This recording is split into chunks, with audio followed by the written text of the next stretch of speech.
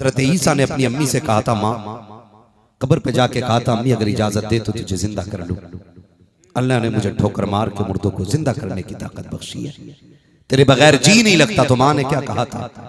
کہا تھا بیٹے مجھے زندہ نہ کرنا. کہا کیوں؟ کہا مجھے موت کی سختی برداشت کرنے کی دوبارہ طاقت نہیں ہے.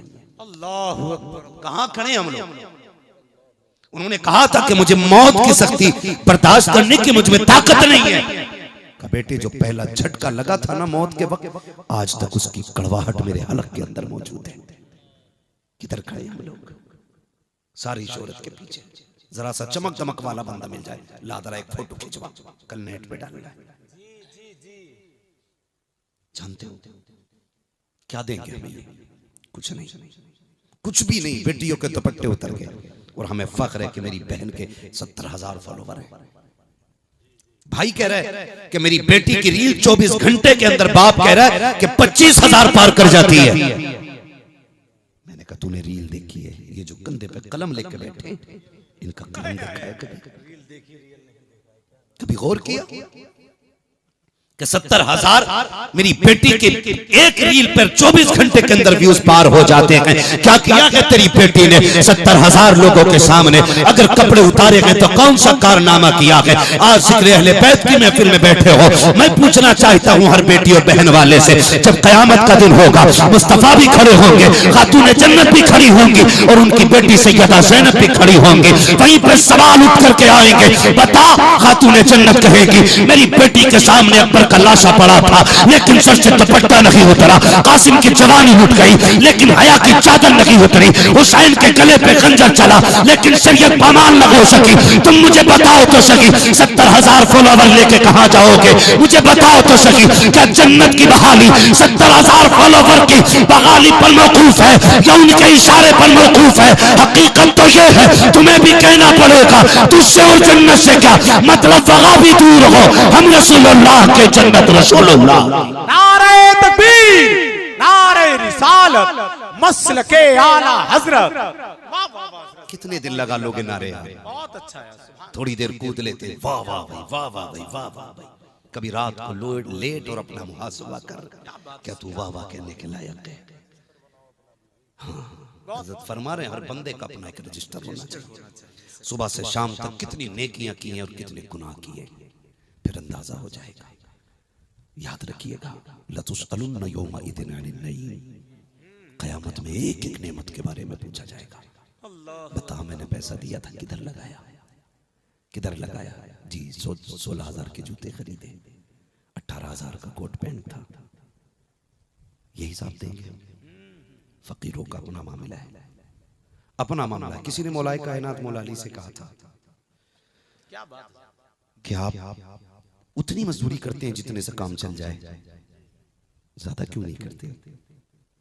فرمانے لگے جائز تو ہے لیکن میں جانتا ہوں دولت اگر حرام کی ہوگی تو عذاب، اور اگر حلال بھی اکٹھا کریں گے تو حساب. اور علی دونوں ہی چکروں میں پڑنا نہیں چاہتا ہے. فرمایا علی نہ حساب میں پھنسنا چاہتا ہے اور نہ عذاب میں پھنسنا چاہتا ہے. کدھر کی زندگی ہے یار؟ کہاں کٹ رہی ہے ہماری؟ کدھر جا رہے ہیں ہم؟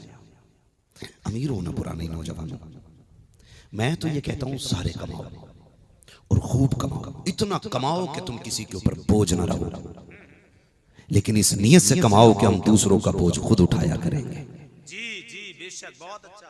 اس نیت سے کماؤ کہ ہم دوسروں کا بوجھ اٹھائیں گے. لیکن معاف کیجئے گا ہمارا جتنا لیول اونچا ہوتا اتنی بڑے ہم فرعون بنتے ہیں. غلط نہیں کہہ رہا ہوں، غریب بندے کی کم ڈیمانڈ ہے جہیز میں، امیر کی زیادہ ڈیمانڈ ہے نا. غریب کی بچی پردے میں ملتی ہے، امیر کی بچی بغیرتی میں ملتی ہے. غلط نہیں کہہ رہا ہوں.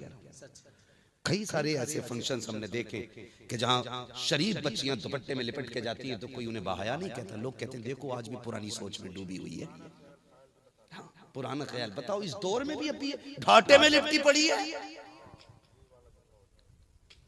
اس دور میں بھی اس نے پھانسی کو مسلط کر رکھا ہے. اس دور میں جن کی جنتی ہونے کی ضمانت میرے نبی نے دی تھی وہ فلسطین کی جنریشن ہے. آج آپ مجھے دیکھ کر کے فیصلہ نہ کریں جنتی کون. آپ ناظر بھائی کو دیکھ کر کے اپنی لائن کا سلیکشن نہ کریں. جن کے بارے میں حضور نے کہا انہیں دیکھ لیں. اور فلسطین والوں کے لیے میرے محبوب نے کہا تھا کہ قرب قیامت ایک جماعت ہوگی جو فلسطین کی حفاظت میں لڑتی رہے گی اور آخری سانس تک لڑے گی. فرمایا تھا وہ سارے جنتی ہوں گے. ممبر پہ بیٹھنے والوں کو جنتی نہیں کہا میرے نبی نے اس دور کے. یہ نہیں کہا کہ جو اس وقت کے جبے قبے والے ہوں ان کے ساتھ ہو جانا. حضور نے انہیں کہا ہے جو سر کٹانے کے لیے کھڑے. میں اسی فلسطین کی بات کرنا چاہتا ہوں. ایک بچی سے انٹرویو میں پوچھا تھا ہر وقت نقاب میں کیوں رہتی ہو؟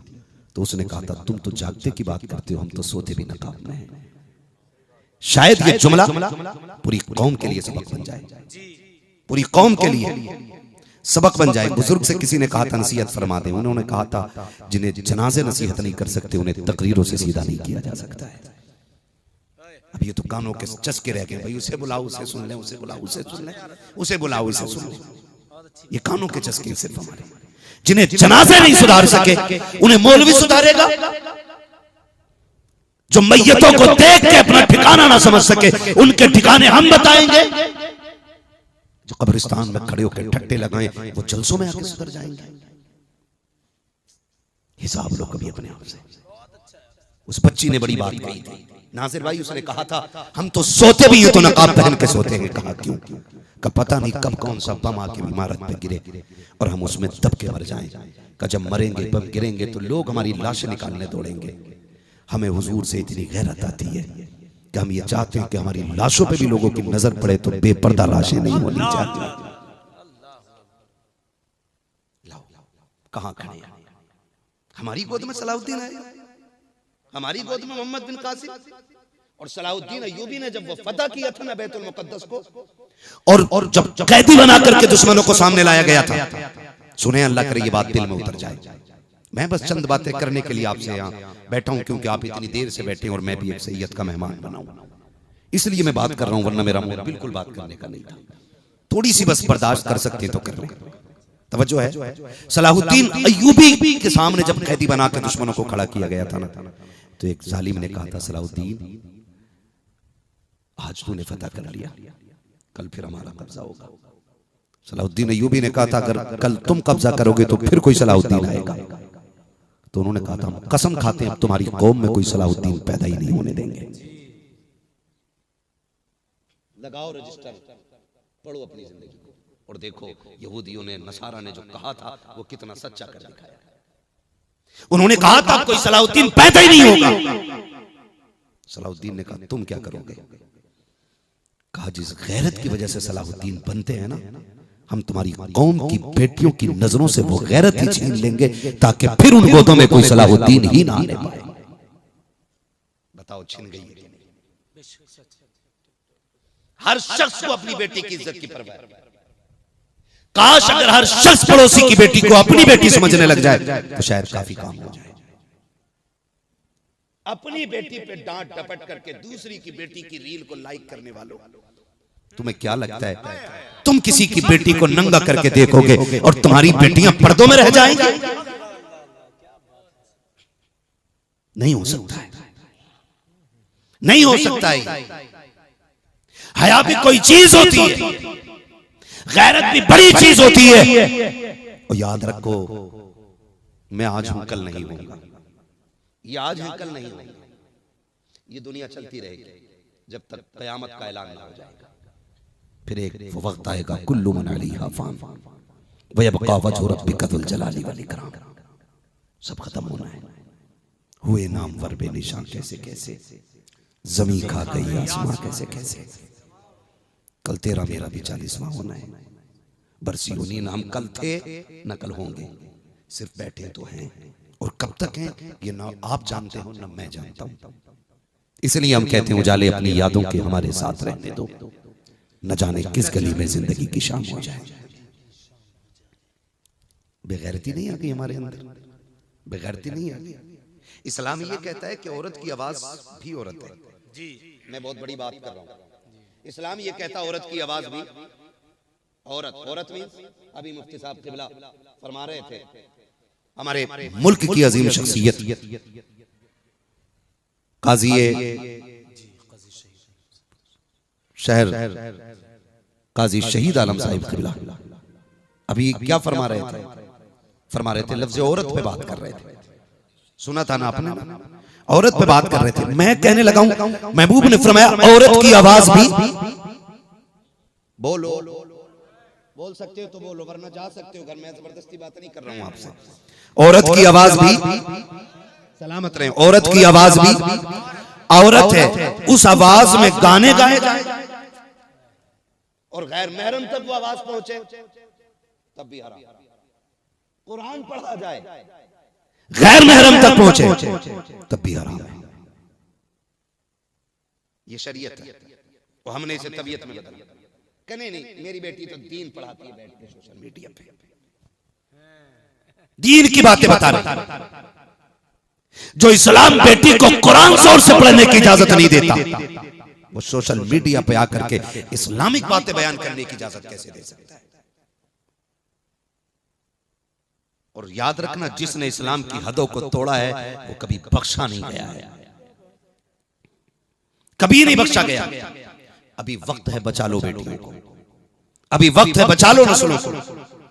میری قوم کے نوجوانوں، اگر گھٹیا سے گھٹیا شکل والا بھی اور بد سے بدتر بندہ بھی کوئی عجیب حرکت سوشل میڈیا پہ کر دیتا ہے 3 دن میں ہیرو بن جاتا ہے. 3 دن میں ہیرو بن جاتا. میں نام نہیں بتاؤں گا، منبر رسول ہے، میں اس کا لحاظ کروں گا، ورنہ کتنے نام آئے اور چلے گئے. اس لیے کہ یہ جھوٹے لوگوں نے جھوٹی شہرتیں دی تھی. ایک سچا آیا تھا 800 سال بیت گئے، آج بھی اجمیر میں زندہ ہے. اس لیے کہ اس کی شہرتیں سوشل میڈیا اور جھوٹوں کی بنیاد پہ نہیں بلکہ مدینے والے مصطفیٰ کی چوکھٹ سے ملنے کی بنیاد پہ. یا رسول اللہ. باتیں بہت ہیں کرنے کے لیے، کوشش کریں نوجوانوں نکلو، ریل نہ بنا. جی پیچھے ہٹ جائیں.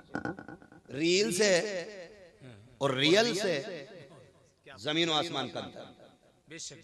آج جو ہمارے گھروں میں جھگڑے ہو رہے ہیں اس کی وجہ جانتے ہیں؟ اس کی وجہ ہے سب سے زیادہ ناٹک اور ڈرامے اور سیریل. صحیح کہہ رہا ہوں؟ سچ ہے. سیریل ڈرامہ یہ کس کی اسکیم ہے؟ یہودیوں کی. جی یہودیوں کی اسکیم. اس میں نام اکرم رکھا گیا، نام نعیم رکھا گیا، نام فرا رکھا گیا، نام شائستہ رکھا گیا، نام عائشہ رکھا گیا اور ہم اندھے ہوتے چلے گئے. اسی کی وجہ سے ناجائز تعلقات کی رسمیں شروع ہو گئی. اسی کو دیکھ کر کے بہو نے سسر کا احترام بند کر دیا.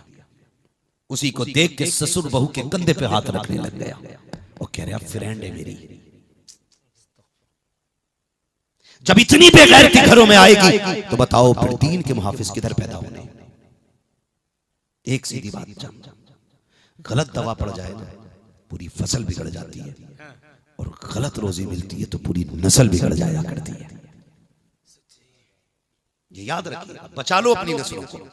بند کر دو یہ سیریل، ختم کرو، آگ لگا دو ٹی ویوں کو. آج ہو کے گیا ہے جن بیٹیوں کو مسجدوں کی اذان کی آواز کا انتظار ہوتا تھا آج کھڑی دیکھ کر کے سیریل کا انتظار کر رہی ہیں. سسر بھی کندھے سے کندھا لگا کے بہو کے بیٹھا ہے، وہیں پہ بیٹیاں بیٹھی بغیرتیوں والے کام چل رہے ہیں اور ہم کہتے ہیں مزہ آ گیا آج کے سیریل میں.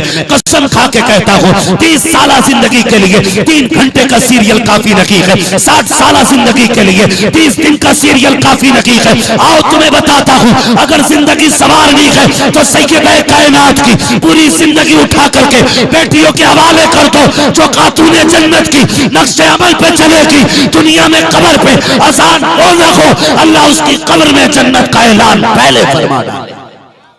کیا بات ہے حضرت. بے شک. لیکن یہ کب ہوگا؟ جب عمل بہتر ہوں گے.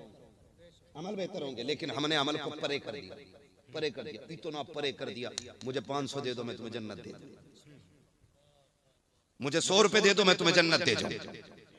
اگر بندہ بزنس کرتا ہے سٹے کا، بیاز کا اور 500 روپے سرکا دیے تو ہم کہہ رہے ہیں کسی کو جنتی دیکھنا ہو تو اسے دیکھ لے.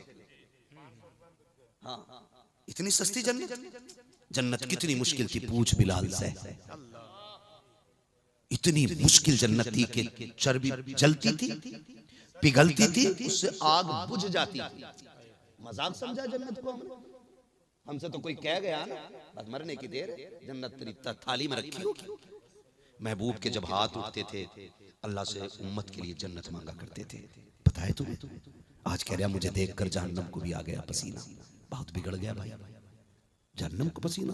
وہ پل صراط جو اللہ نے بنائی ہے نا، محبوب علیہ السلام نے کیا کہا تھا؟ آقا فرماتے جب صحابی نے پوچھا تھا حضور کہاں ملیں گے، تو حضور نے جو جگہیں بتائی تھی ان میں سے ایک جگہ بتائی تھی کہ میزان پہ ملوں گا، حوض کوثر پہ ملوں گا، وہاں نہ مل سکوں تو فرمایا کہ پھر میں پل صراط پہ ملوں گا۔